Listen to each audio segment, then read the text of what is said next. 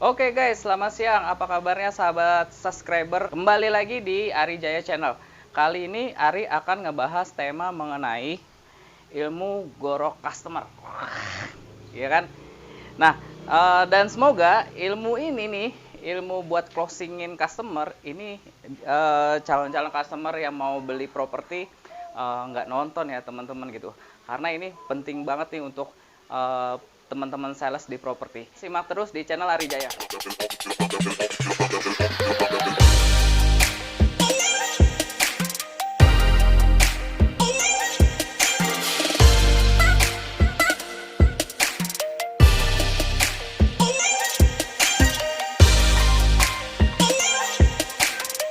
Yang pertama, itu biasanya sales itu bakal lihat by signal. By signal itu melihat prospek customer yang datang itu. Pertama, mereka tuh melihat dengan cara jabat tangan. Terus kemudian si sales itu sendiri mengarahkan untuk duduk di tempat yang ditujukan kepada sama salesnya gitu untuk customer. Nah itu. Terus kemudian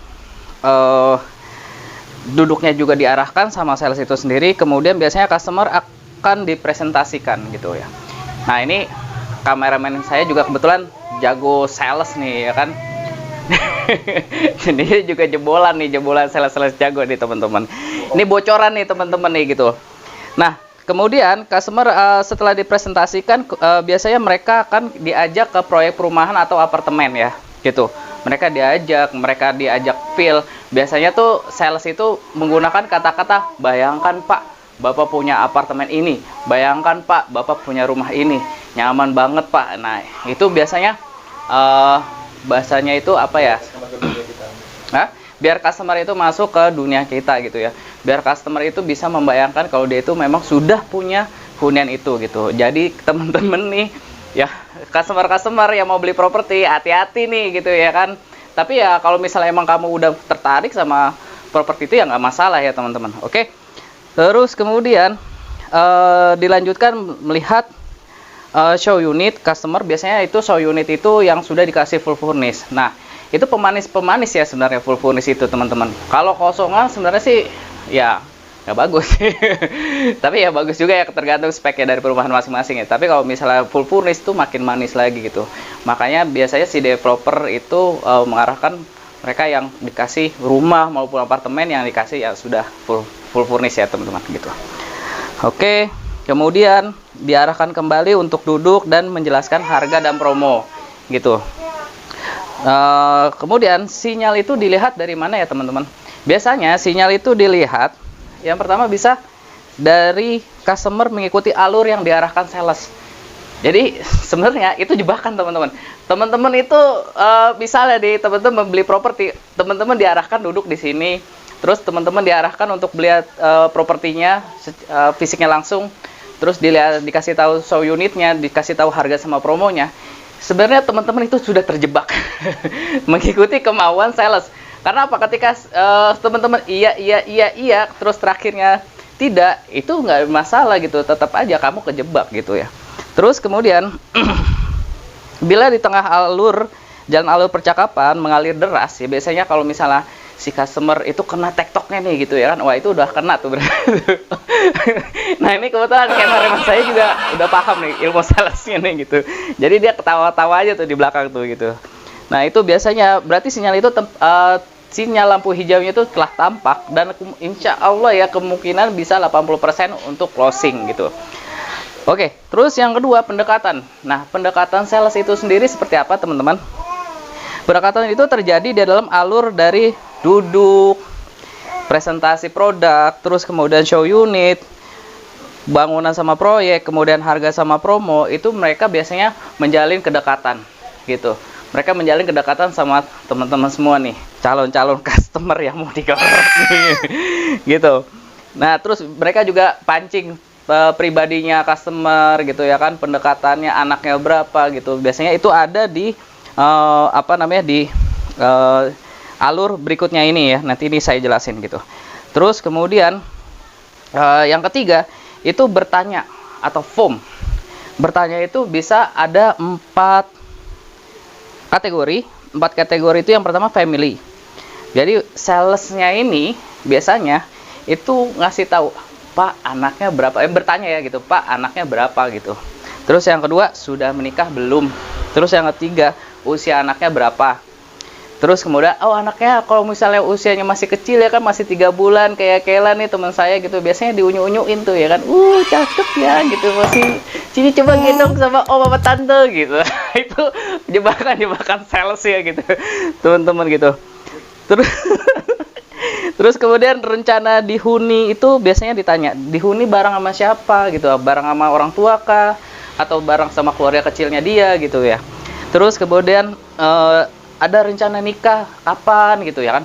Nah biasanya itu jebakan juga. Kalau misalnya rencana nikahnya kamu deket-deket ini gitu, deket-deket sekarang, biasanya tuh langsung tuh mereka tuh sales itu pasti bilang, wah Pak kalau misalnya Bapak dikit lagi mau nikah, misalnya katakanlah kamu datangnya bulan November 2020, terus kamu mau nikahnya Desember 2020 tuh biasanya, Pak udah dipercepat aja biar Bapak tuh udah punya hunian gitu. Oke, terus yang B atau yang kedua itu occupation job. Nah, ini occupation ini bertanya tentang status pekerjaannya si customer ya. Pertanyaan itu mengenai gaji, status karyawan tetap, atau kontrak, berapa tahun masa kerjanya, bidang pekerjaannya apa. Nah, itu biasanya dari occupation job gitu. Terus yang C atau yang ketiga itu relation. Biasanya ditanyain dari kalau misalnya dia marketing gitu ya kan, si calon buyernya ini marketing, saya ditanya lagi relationnya. Terus kemudian ada saudaranya, oh Pak, Bapak saudaranya disama-samain itu. Itu disama-samain gitu. Oh teman Bapak tinggal di sini ya gitu. Atau Bapak, oh iya Pak gitu ya, teman orang Telkomsel gitu ya, itu udah tinggal di apartemen Sentra Timur Pak, yang sudah jadi gitu ya kan. Itu biasanya relation. Oke, terus yang D itu money. Nah ini kalau misalnya customer yang duitnya banyak, apalagi senang disanjung gitu, itu enak banget tuh guys gitu. Kebetulan saya pernah jadi sales, jadi makanya tahu, wah Bapak jabatannya tinggi ya, wah Bapak bintang 4, enak dong Pak ya gitu ya kan. Bapak gajinya gede gitu kan, wah Bapak usahanya banyak gituin, ajak saya kerja dong Pak gitu ya kan gitu. Biasanya kayak gitu tuh, dilebay-lebayin lah gitu. Nah hati-hati teman-teman, jangan sampai kejebak ya. Ini masalah money ya, money sensitif banget sih soalnya gitu. Oke, terus yang keempat itu menjadi pendengar yang baik. Nah ini menjadi pendengar yang baik. Jadi sales itu sebenarnya harus lebih banyak mendengar customer, bukan dia menjelaskan banyak menjelaskan banyak tentang produk atau terus kemudian tentang dirinya sendiri, nothing gitu. Karena nggak bisa gitu kalau misalnya kalau si salesnya itu lebih banyak ngomong, itu justru malahan ya udahlah kalau gitu tinggalin aja gitu. Biasanya mereka udah nggak nyaman gitu ya. Nah, itu memang sales hebat itu seperti dikutip dari buku 13 aturan penjualan itu dari Joe Girard ya. Joe Girard itu salah satunya memang menjadi pendengar yang baik ya, teman-teman gitu. Nah, ini ketika kamu banyak cerita mau beli properti, banyak cerita ke salesnya, kamu sudah nyaman, hati-hati guys. Zona nyaman itu emang enak banget gitu. Siap-siap aja kamu digorok di terakhirnya gitu. Oke, terus yang kelima itu tangguh atau theft. Theft itu biasanya gitu menarik uang tanda jadi. Biasanya kalau mereka itu si sales itu, kenapa sih dia itu punya ritme dalam waktu sebulan itu, mereka di meja bundar itu dia harus negosiasi narik uang tanda jadi itu sebanyak-banyaknya. Bisa dia 10 kali, 5 kali gitu, walaupun memang batal semuanya gitu. Yang jadi cuma satu. Ya itulah gitu. Jadi mereka tuh dididik di dunia sales properti itu, mereka harus jadi tangguh, theft namanya gitu. Oke, yang keenam itu manajemen waktu. Jadi kenapa si sales itu punya target penjualan ya gitu? Karena ya memang itu dia gitu ya. Mereka harus punya manajemen waktu gitu. Jadi setiap dia dia waktu 1 bulan ini atau dia punya kontrak 3 bulan, mereka itu harus punya target waktunya gitu. Mereka harus closing ya minimal 1 atau 2 atau 3 gitu ya. Nah, dia itulah manajemen waktu. Oke, yang ketujuh, nah ini yang lebih bahaya banget nih, namanya closing statement. Closing statement di dunia sales properti itu di dalam meja bundar, mereka harus memenangkan pertarungan antara customer. Mau customernya itu apapun, mau TNI, dia mau punya jabatan direksi, direktur ya kan. Customer lu apa, Bang Fadil? Customernya dia kemudian apa namanya, dia juga customernya antara marketing dengan marketing ya kan. Ternyata kalau dia ada di meja hijaunya orang negosiasi, itu si sales itu harus memenangkan pertarungan. Seperti apa gitu? Biasanya itu kalau misalnya di closing statement, mereka itu menjelaskan harga dan promo itu. Terus kemudian sales biasanya akan melakukan negosiasi dengan melemparkan pertanyaan, ada kendala? Siap-siap teman-teman. Ketika sales itu udah bilang ada kendala, kamu hati-hati gitu ya kan. Biasanya kalau kamu ada kendala, kamu curhatin itu, biasanya mereka punya 1001 cara buat kamu harus mengeluarkan hari itu juga uang. Mau tanda jadi, atau misalnya mau TJ tanda jadi, TJ doang ya, biasanya istilahnya sama lah, TJ juga, dulu gitu ya kan, boleh gitu. Atau booking full booking, tapi nanti keputusan belakangan gitu. Nah, ini ada lagi. Customer yang minat setengah biasanya akan dimintain tanda TJ dulu, tanda jadi. Itu biasanya kurang sama dengan 1 juta. Ke bawah lah ya gitu. Nah, itu kamu kalau diminta kayak gitu, terus kemudian mereka harus isi form. Seolah-olah dia beli, walaupun emang dia baru tanda jadi ya gitu ya, baru 1 juta, padahal bookingnya cuma harusnya 10 juta ya gitu. Oke, kemudian apabila customer itu udah serius, dia akan nego di harga dan cara pembayaran. Nah, dia akan nego di harga dan cara pembayaran. Biasanya kayak gini. Biasanya saran sales itu untuk pengajuan harga ke pimpinan akan disetujui atau enggak customer, meskipun harus full booking di awal. Jadi sebenarnya ini harga nih masih awang-awang nih, abu-abu. Sebenarnya sih salesnya udah tahu gitu. Ini harga yang benar-benar bottom banget tuh seperti apa. Tapi dia bahasanya memang harus booking dulu, Pak. Kalau Bapak emang serius, Bapak booking aja dulu. Nanti saya ajukan. Karena kebetulan saya sales. Saya cuma keset, Pak, gitu. Saya nggak punya wewenang untuk turunin harga gitu. Kalau memang Bapak udah serius, Bapak booking aja dulu.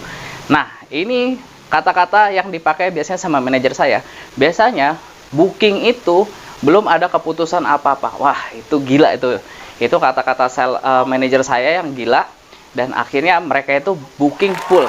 Mereka udah, kalau kelasnya udah sales jago, itu biasanya mereka udah bukannya tanda jadi. Mereka jarang tanda jadi, tapi mau booking. Masalah jadi atau enggak belakangan. Biasanya mereka juga bilang, booking ini belum ada keputusan apapun, terus kemudian seandainya tidak disetujuin, itu akan irrefundable atau kembali 100% bookingnya ataupun tanda jadinya. Oke, ya, itu aja teman-teman. Kurang lebih 7 cara sales properti untuk menggorok kamu gitu ya. Yang pertama, ingat ya, yang pertama itu by signal, terus kemudian yang kedua itu pendekatan, yang ketiga itu bertanya. Form itu bertanya itu ada family, occupation, relation, money. Terus yang keempat itu menjadi pendengar yang baik. Yang kelima itu tangguh. Yang keenam manajemen waktu. Yang ketujuh closing statement. Nah, informasi itu aja yang bisa Ari sampaikan di video kali ini. Semoga bermanfaat buat teman-teman semuanya. Kalau teman-teman suka, boleh teman-teman share, like, dan aktifkan lonceng ya. Nanti saya akan update mengenai dunia properti seperti apa gitu ya kan. Kalau nggak suka ya nggak apa-apa, nggak usah di like juga nggak apa-apa gitu ya. Salam super bagi kita semuanya, sukses selalu. Jangan keluar kalau misalnya emang nggak ada keperluan apa-apa, karena masih corona ya teman-teman gitu ya. Assalamualaikum.